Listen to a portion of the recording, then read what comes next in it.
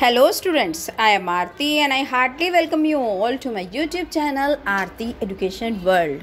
My dear students, आज की video में हम आपकी 8th क्लास की साइंस की वर्कशीट नंबर 30 पढ़ने वाले हैं, जिसकी डेट है 3 फरवरी 2021।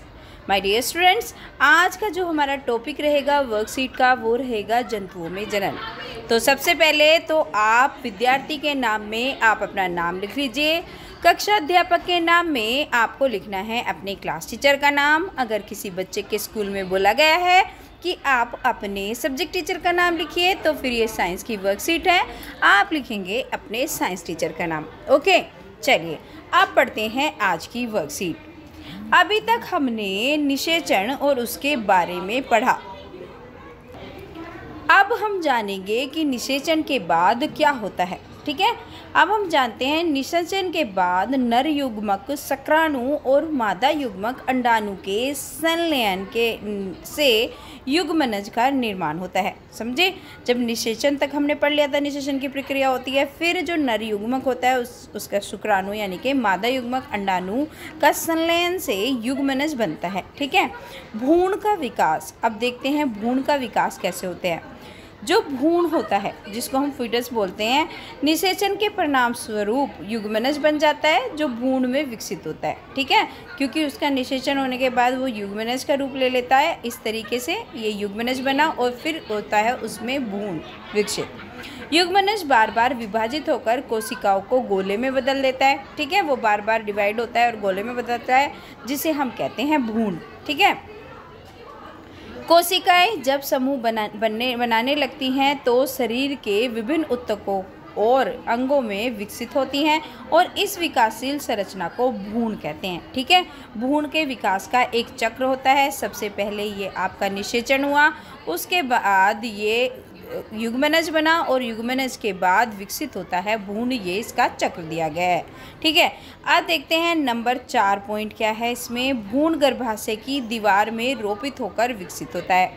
ठीक है, ये गर्भाशय की दीवार में उसका बीज पड़ता है तो ये फिर विकसित होना शुरू होता है। मतलब एक बच्चा गर्भाशय में जाता है जब वो भ्रूण, तो वो उसमें विकास होने लगता है। गर्भाशय में भ्रूण का विकास होता रहता है। ये धीरे धीरे शरीर के अंग जैसे हाथ, पैर, सिर, आँख, कान आदि विकसित होते हैं। मतलब भ्रूण में अब क्या बनने लगते हैं, उसके नाक, कान, हाथ, ये शरीर अब विकसित होने लगते हैं। भ्रूण की वह अवस्था जिसमें शरीर के सभी अंगों की पहचान की जा सकती है गर्भ कहलाता है। समझे, वो स्टेज जब सारे शरीर के अंग आ जाते हैं उसे गर्भ कहते हैं। अमूमन बच्चों आप लगाइए तो 3 महीने में बच्चे के शरीर के सारे अंग विकसित हो जाते हैं। ठीक है, फिर उनका धीरे धीरे विकास होता है।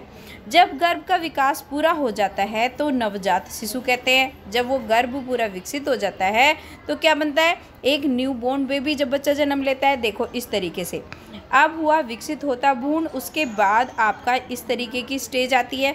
उसके बाद रोपित भ्रूण है ये। इसके बाद जब बच्चा होता है, जब 3 महीने के बाद बच्चा ऐसे दिखने लगता है गर्भ में। ठीक है, अब आगे चलते हैं। अब इसके प्रश्न उत्तर कर लेते हैं। बहुत ही आसान सी वर्कशीट है, आप सबको आसानी से समझ में आ जाएगी मुझे लगता है।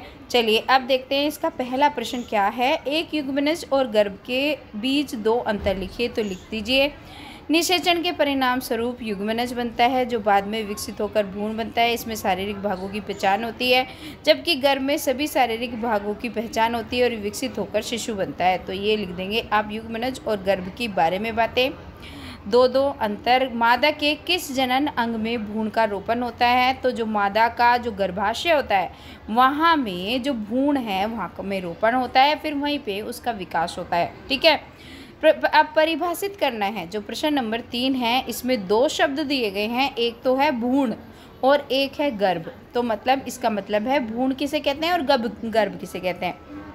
तो इसका आंसर आप लिखेंगे, भ्रूण प्राणी के विकास की आरंभिक अवस्था होती है। सबसे प्रारंभिक अवस्था को क्या कहते हैं, भ्रूण। जब तक वो शिशु नहीं बनता, जब तक उसके जो उसके शरीर के अंग हैं उनका विकास नहीं होता।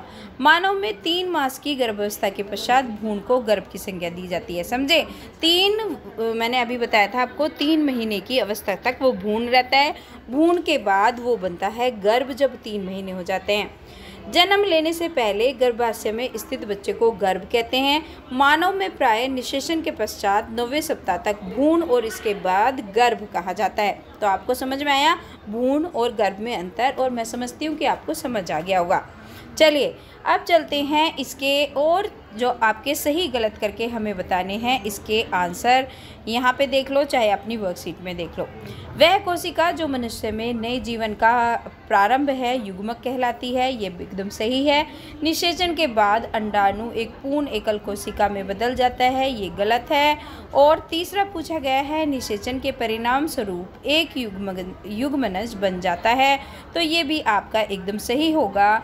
एक भ्रूण एक एकल कोशिका से बनता है, तो इसको भी हम सही करेंगे। तो बच्चों अब आप अपनी वर्कशीट विज्ञान की सोल्व कर लेना, और अगर आपको मेरा पढ़ाया हुआ अच्छा लगता है, आप चाहते हैं इसी तरीके से मैं आपकी वीडियो बनाती रहूं, तो चैनल को सब्सक्राइब करके ज़रूर जाना। अपना एक कमेंट लिखना कि आपको वीडियो कैसी लगी, और बच्चों अपने दोस्तों के साथ शेयर करना बिल्कुल ना मत भूलना। और हाँ, जिन बच्चों ने अभी तक वीडियो को लाइक नहीं करा है, लाइक करके ही जाना। ओके, चलिए थैंक यू स्टूडेंट्स, फिर आती हूँ आपकी नेक्स्ट वर्कशीट के साथ। तब तक आप खुश रहिए और अपना काम करते रहिए, पढ़ते रहिए।